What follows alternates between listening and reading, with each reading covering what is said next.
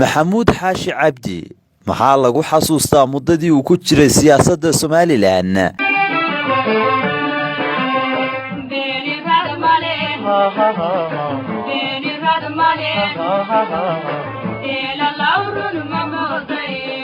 dhammaanteen dhisaynaa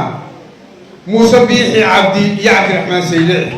labaadoo dhexdeena ku jira ma joogo aniga iyo maxamed gaahin waxaan nahay laba nin oo saaxiiba isaguna waa guddoomiye ku-xigeenka xisbiga kulmiye aniguna waxaan ahay wasiirkii madaxtooyada labadayadu waxaanu fadhinaa kaalin adag oo biyo culusta xaashi waxa uu ka mid ahaa aasaasayaashii xisbiga hadda talada dalka haya ee kulmiye sanadkii 2002 isagoo ahaa gacantii midig ee ugu awoodda badnayd xukuumaddii Axmed Silaayo muddadii xukunka talada dalka hayay waxaana bulshadu aaminsan yihiin inuu ahaa mufakarkii u fikiray xoolihii ummadda muddadii xulka ummadda u hayay kadib markii mashaariic tiro badan oo fashilmay uu lacagtii lagu maalgelinayay gacantiisa ay soo gashay ase yeeshee markii xukuumaddii Axmed Silaayo oo muddo xileedkeedii ka dhamaaday waxa uu cuntami weeday in xukuumadda Axmed Silaayo uu raaco waxaanu door biday in tayga iyo xarigaba uu adkaysto inuu dib u dhiso madaxweynaha hadda talada dalka haya Muuse Biixi Cabdi oo u ordayo hoggaanka dalka isagoo fagaarayaasha loolanka siyaasadda xaashi makarafoonka kaga dhawaaqaya in xidiga hagi kara horumarin kara hanan kara kursiga madaxtinimada bedelina karna Axmed Silaayo uu yahay madaxweyne Muuse Biixi Cabdi waxaan leenahay Muuse Biixi Cabdi waa hoggaamiye wanaagsan baynu wadnaa qaranka Soomaaliland iyo shacbiga Soomaaliland waxaanu leenahay hoggaamiye wanaagsan baa u dooran tihiin ee doorta tala waa marad garan weydo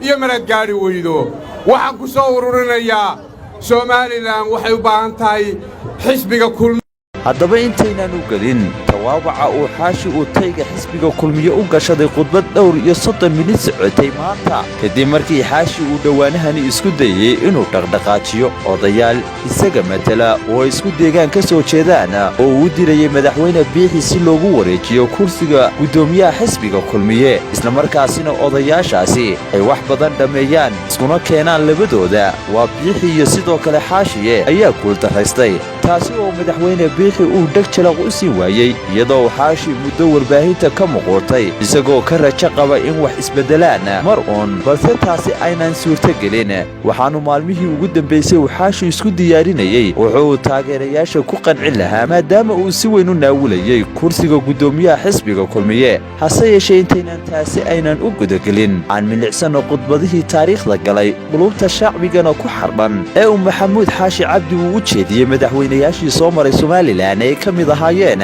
Allah u naxariistay Maxamed Xaaji Ibraahim Cigaal iyo Daahir Riyaale Kaahin isagoo xilligaasi xaashi uu baalmarayay nidaamkii sharci ee dalka xilligaasi oo uu ahaa xildhibaan ka tirsan golaha wakiilada Somaliland iyadoo maxamuud xaashi cabdi uu madaxweyne Cigaal oo xilligaasi uu mucaaradkii ugu adkaa u ahaa isla markaasina ku jira golaha wakiilada iyadoo bulshada reer Somaliland ay wada ogtahay kaalintii dib u dhiska iyo hagaajinta nidaamka dawladnimo ee madaxweyne Cigaal uu ka soo qaatay maxamuud xaashi cabdi waxaa lagu xasuustaa sidii uu marar kasta iskugu dayi jiray inuu xilkaas si sharci darro ah looga tuuro madaxweyne Cigaal oo ka mid ahaa dadkii dib u dhiska iyo horumarinta dalka Somaliland qayb muhiim ah ka soo qaatay isla markaasina ka soo bilaabay Somaliland maanta la mahadiyay meel burbur ah haddaba aynu dib u jaleecno khudbadihii uu xaashi uu ku qaaday madaxweyne Cigaal ee ku salaysnaa kala qaybinta iyo sidoo kale ka hor imaanshaha nidaamka dawladnimada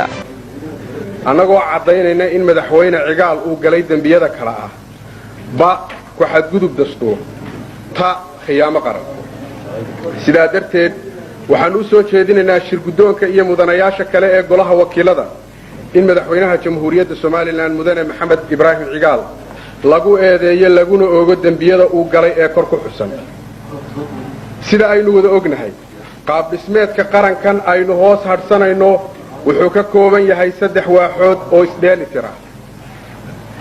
nidaamkan ku qotoma kala qoqobka awoodaha dawladnimadu waa mid nuxurkiisu yahay inaanay marnaba dhicin in awoodda oo dhammi ay gacanta u gasho qof qura ama qayb qura nasiib darrase yoolkaa iyo abbaartaasi waxay noogu muuqataa mid uu baalmaray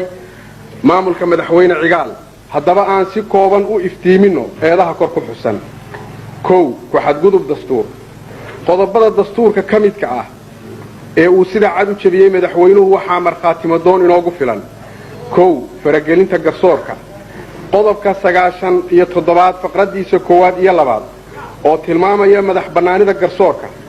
kaas oo uu madaxweynuhu ku sameeyey faragelin rasmi ah maxamuud xaashi cabdi ayaa sidoo kale lagu xasuustaa inuu ahaa mucaaradkii ugu weynaa ee ku hor yimaada daahir yaale kaahina muddadii uu talada dalka hayay isagoo go'aamadii uu dalka ku hogaaminayay madaxweyne daahir yaale kaahina uu mar kasta baalmarayay islamarkaasina sifa sharci darro ah uu ku tilmaamayey isagoo xilligaasi garab siinayey axmed maxamed maxamuud silaayo oo ahaa guddoomiyihii xisbiga kulmiye ee xilligaasi balse sheekadu waxay isbedeshay kadib markii axmed silaayo dalka madaxweyne ka noqday ayuu si badheedha uu maxamuud xaashi cabdi 7 sano ugu dambeeyey ee madaxweyne silaayo dalka hagayay waxa uu maxamuud xaashi gacanta midig uu ahaa axmed silaayo muddadaasina waxaa lagu eedeeyey maxamuud xaashi cabdi oo takrifal awoodeed oo xaddhaaf ah uu sameeyey isagoo maamulidda mashaariicdihii ugu dambeeyey ee lagu horumarinayay madaarka cigaal international airport lagu eedeeyey in malaayiin lacaga la waayey meel ay mareen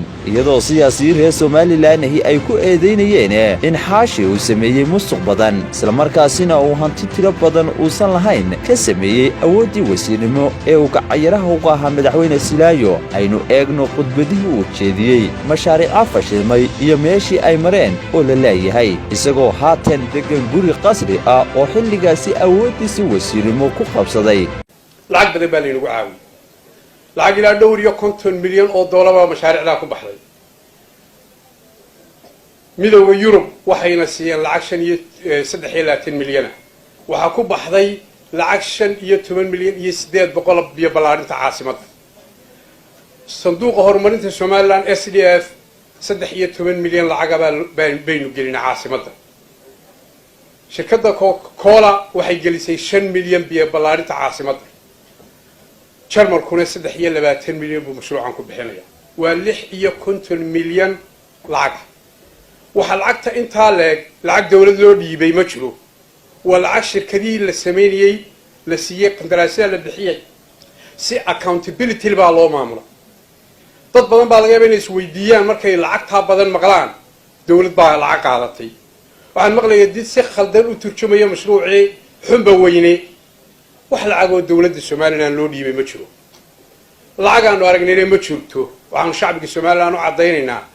mashruucaas waxa ragaadiyay farsamo xumo daraasad xumo iyo farsamo xumo daraasad xumo ragaadisayo biyo meel aan saxayno badan aanay ku jirin baa dawladda Imaaraadku tii halkaas wax laga soo saaraya la idinku caawinaya lacag ilaa 9 milyan ku dhow farsamo xumo ragaadisayo muran iyo khilaaf dhexdeena baa ka soo baxay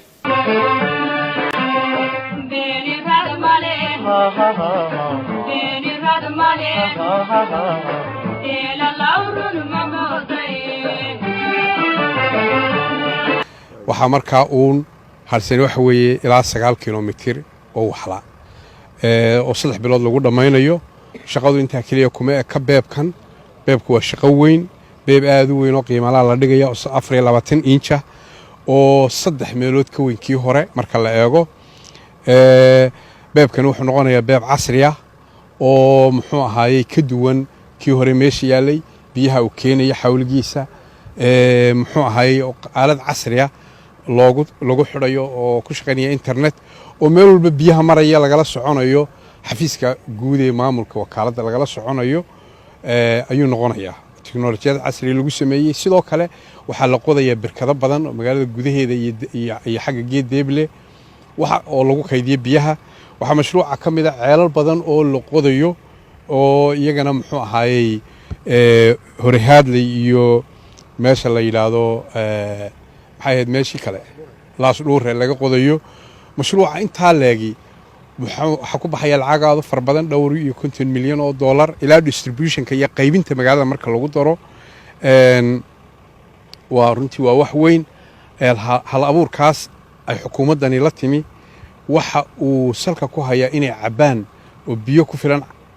bulshada ku dhaqan caasimadda Somaliland oo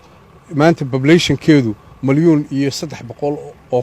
oo qof ay ku nool yihiin waxa way dadka inay biyo helaan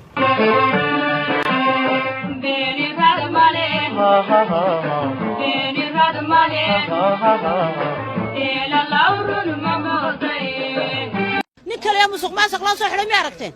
musuq maasuq nin qura loo soo xidhay wali ma aragteen maxamuud xaashi garanka soo muhaysan lacagtii fooqiyo ku dhistay lacagtii wadada wareega loogu tala galay xitaa lagu soo daray wadada garanka roonweega lagu soo daray wuu cunay yaa la xisaabtamay soo ma noolo magaalada imka ma joogo fooqiyo ma socdaan waxaan madaxweynaha u sheegayaa si gaar ah wadankan shantii madaxweyne adaa u dambeeyay imka oo qoyan waa inaanu helnaa rag aad musuq maasuq u soo taagtay ood maxkamadaysay oo tiri hantidii dawladda aad tiraa keena oo dabagal ku samaysa wasaarad walba saakale odhad baa ku jira muxuu odhad ku soo saara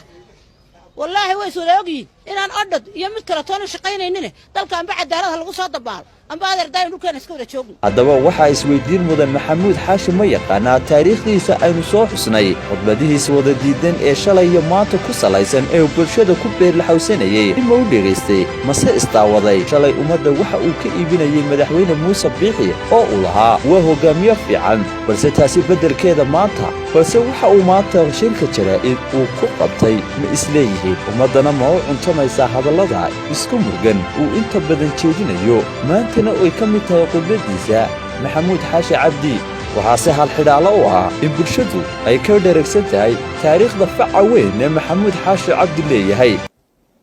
madaxweyne muuse farshaxan kuma aha isugu faalinta dadkiisa